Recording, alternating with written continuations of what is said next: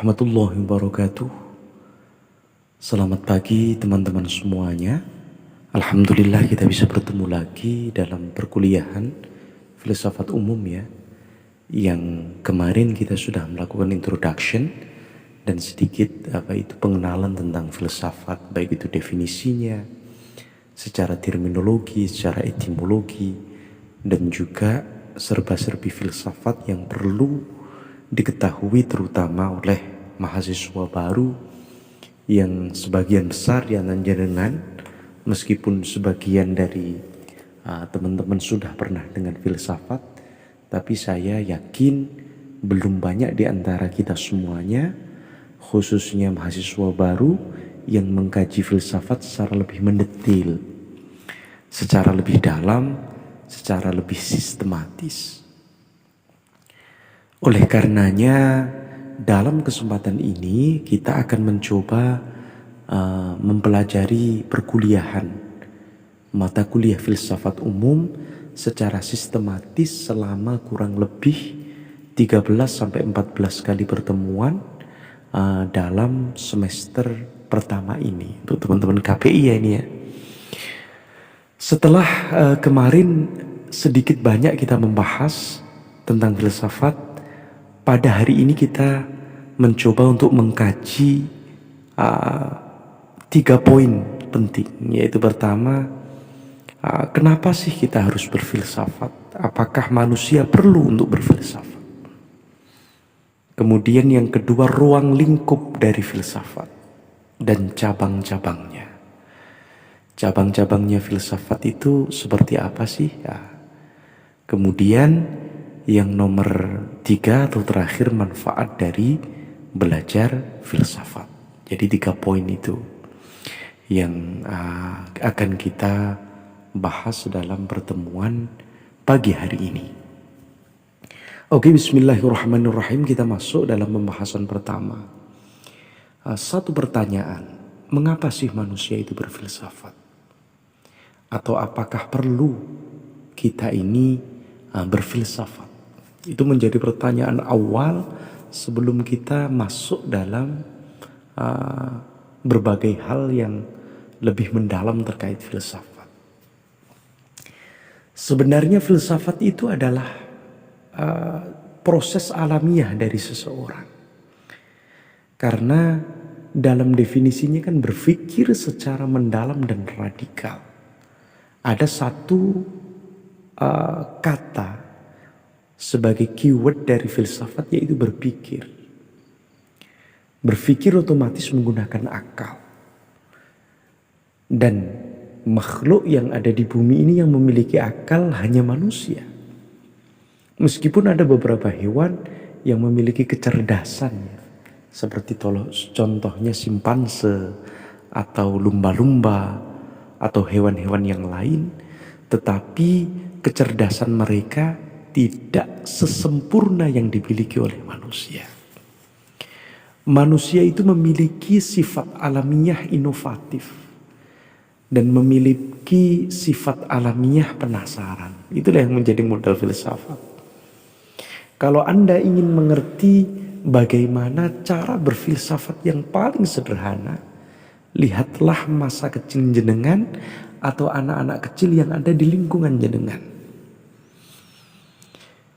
Anak-anak yang usianya masih di bawah 5 tahun, yang belum disibukkan oleh aktivitas yang menuntut mereka untuk seperti ini, untuk seperti itu, harus seperti ini, harus seperti itu.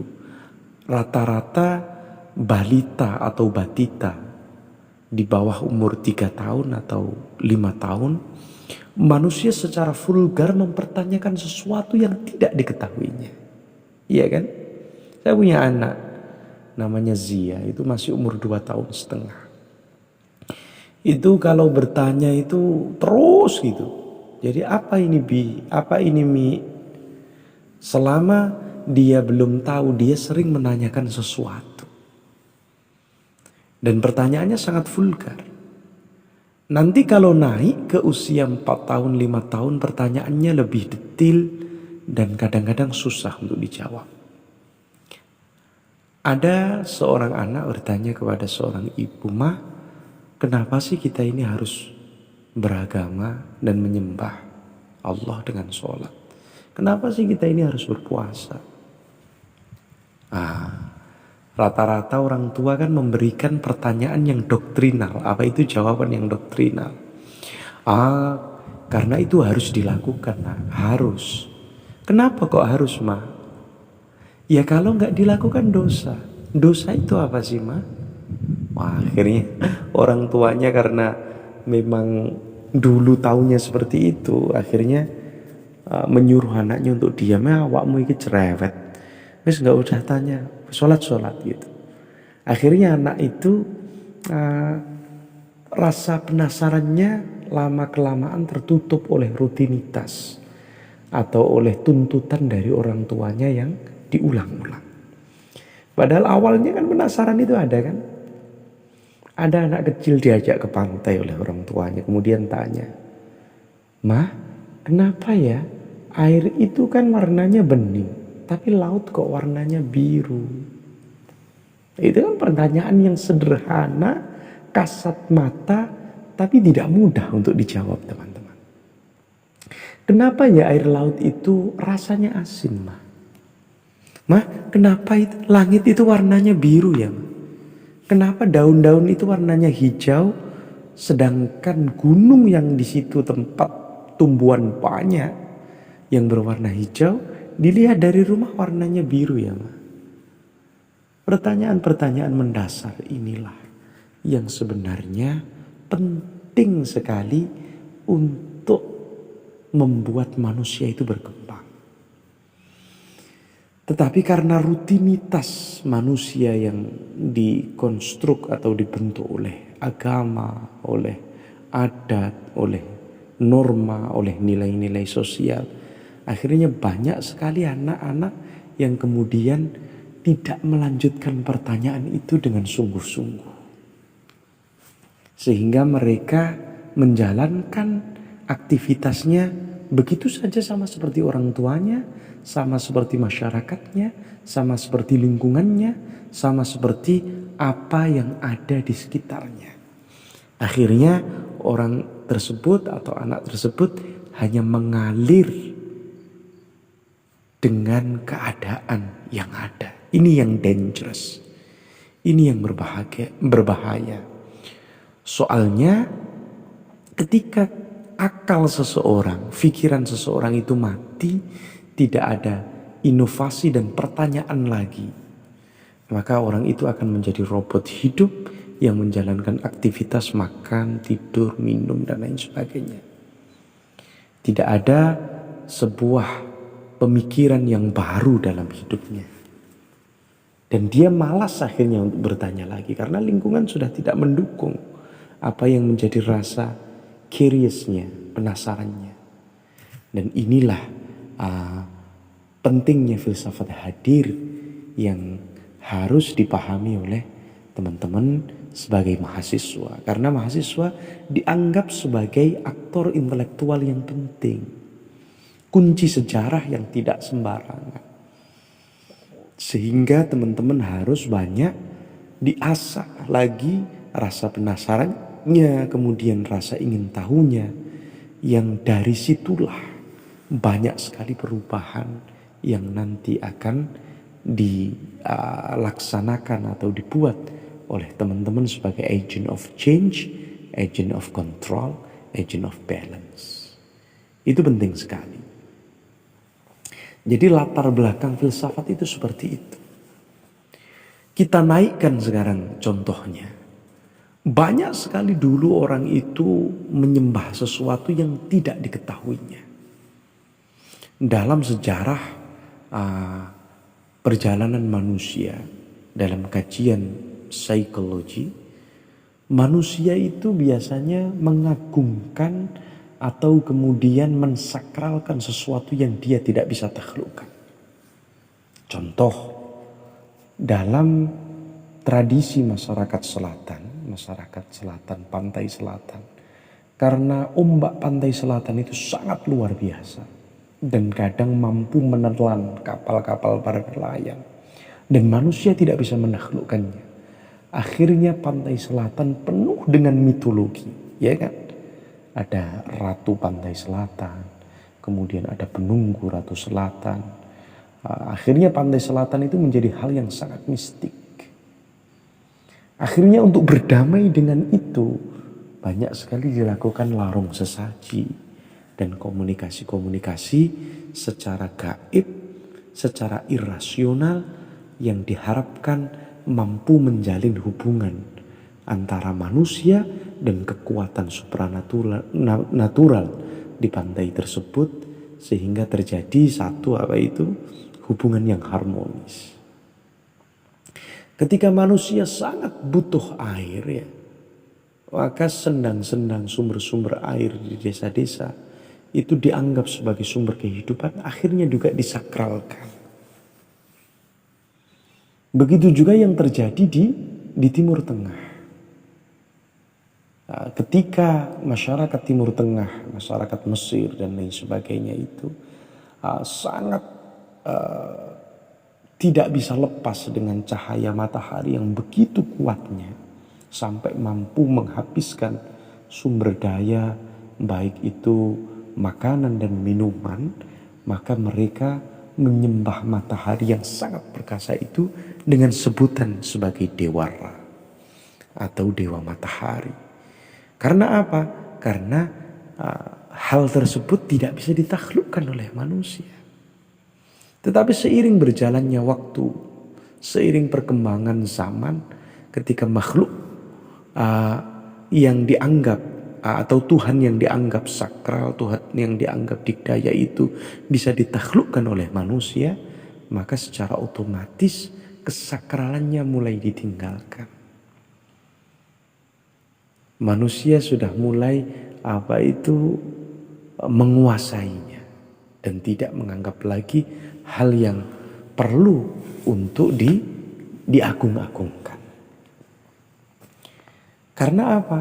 Karena banyak sekali dari kita, dari manusia itu ketika tidak mengetahui sesuatu kemudian menganggap itu hal yang di luar batas manusia. Dan filsafat mencoba untuk menggali setiap hal yang sudah mentok, sudah manusia itu tidak bisa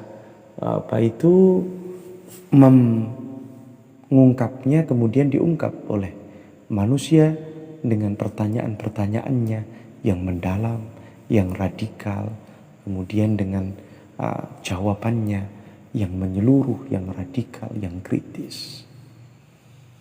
Oleh karenanya dalam konteks ini sejarah manusia berubah. Sejarah manusia berubah. Peradaban manusia itu terus berkembang. Itu karena apa? Karena akal manusia itu selalu berkembang.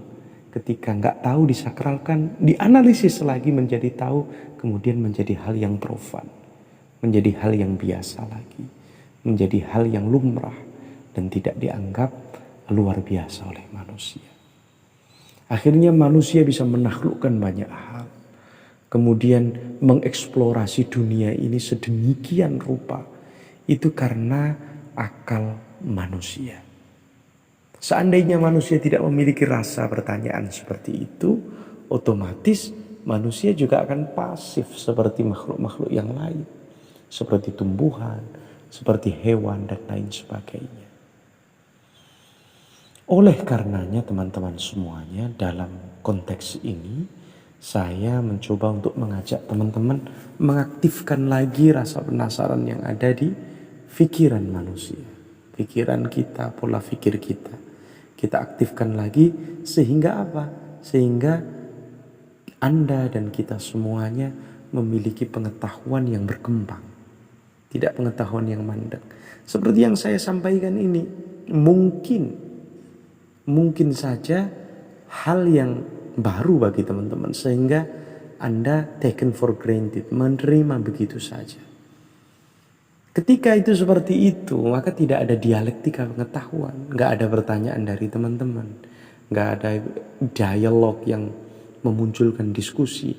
Maka ini menjadi seperti pengetahuan hanya seperti Anda seperti celengan yang dimasuki uang oleh para dosen, oleh guru-guru, sehingga tidak ada inovasi yang muncul dari jenengan. Maka dalam ranah bangku kuliah diharapkan teman-teman juga aktif untuk meng-create pengetahuan dari dosen. Maka dosen itu hanya partner dalam bangku kuliah itu. Tidak seperti di sekolah guru yang tahu segalanya. Dosen enggak. Dosen justru hanya memiliki ruang sekitar 30-50% dalam proses pengetahuan Anda. Anda dituntut sebagai mahasiswa harus lebih. Harus membaca buku, harus mendengarkan banyak pengetahuan dari berbagai sumber, kemudian berdiskusi, mengerjakan tugas, dialog dengan dosen, kemudian tanya jawab dengan dosen, kemudian diskusi kritis dengan teman-teman. Makanya kalau di bangku kuliah biasanya teman-teman mahasiswa itu aktif melakukan diskusi di warung-warung kopi, kemudian di kos, kemudian di kontrakan, bahkan ada berbagai organisasi intern dan ekstern ya. Yang itu juga menuntut jenengan untuk kreatif dan inovatif dan aktif untuk melakukan discussion. Masalah mana yang jenengan pilih itu tergantung passion dan kecocokan jenengan. Boleh memilih HMI atau PMII atau GMNI atau FPPI dan lain sebagainya yang itu cocok bagi pola pikir panjenengan. Oke, kita kembali ke pembahasan filsafat. Setelah panjang lebar seperti itu, sebenarnya filsafat itu apa sih outputnya? Kalau ditanya output, filsafat itu memang tidak memiliki produk langsung seperti sains. Jadi bedanya filsafat dan sains itu seperti itu. Makanya filsafat menjadi hal yang kadang-kadang tidak dianggap lagi dalam dunia modern ini. Karena filsafat itu hanya pemantik, stimulus yang membuat seseorang itu terus berkreasi. Sedangkan sains itu sifatnya pragmatis. Sifatnya sesuatu yang bisa dimanfaatkan secara langsung oleh manusia. Seperti teknologi, kemudian penemuan, inovasi dan lain sebagainya. Tapi itu semuanya tidak akan bisa berjalan secara terus-menerus dan kontinu apabila tidak didukung oleh stimulus cara berpikir kritis yang ada dalam tradisi berfilsafat. Makanya seluruh cabang-cabang pengetahuan, baik itu pengetahuan umum, pengetahuan sosial, hukum, seni dan lain sebagainya, pasti ada kajian filosofisnya. Dalam hukum ada filsafat hukum. Dalam ilmu sosiologi ada filsafat sosial.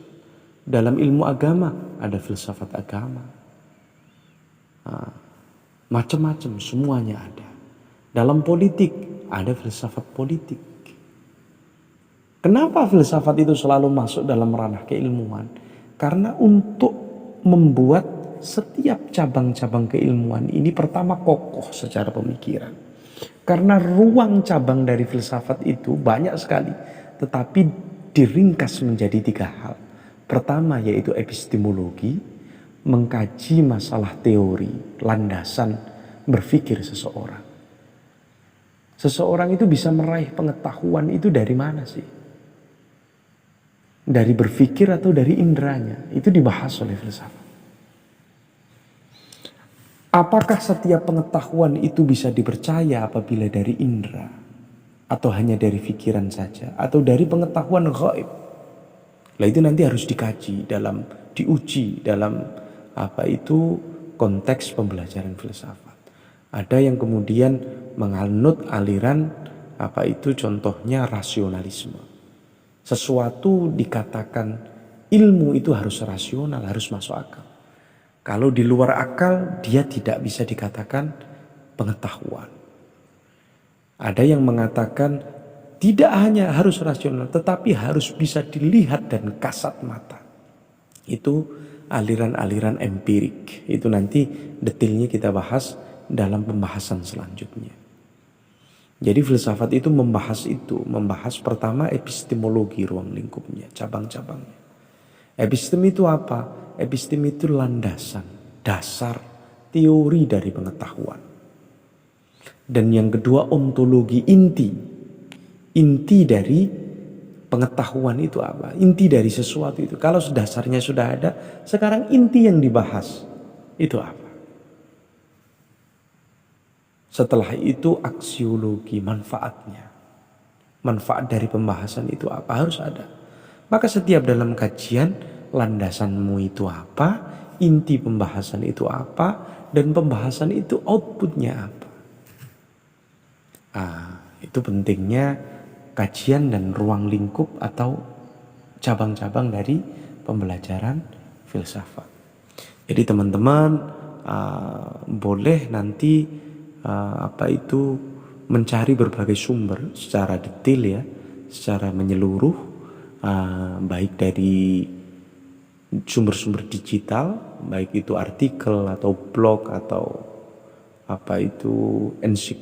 ensiklopedia, mohon maaf, yang Anda cari, atau dari sumber-sumber audio dari YouTube dan lain sebagainya yang bisa Anda pelajari untuk memahami apa itu kajian-kajian yang ada dalam filsafat. Akhirnya kita akan juga coba rangkum pertemuan pada pagi hari ini. Pertama tadi, filsafat itu sebenarnya habit manusia atau bawaan manusia yang asasi, karena manusia itu memiliki kecenderungan untuk bertanya dengan akalnya.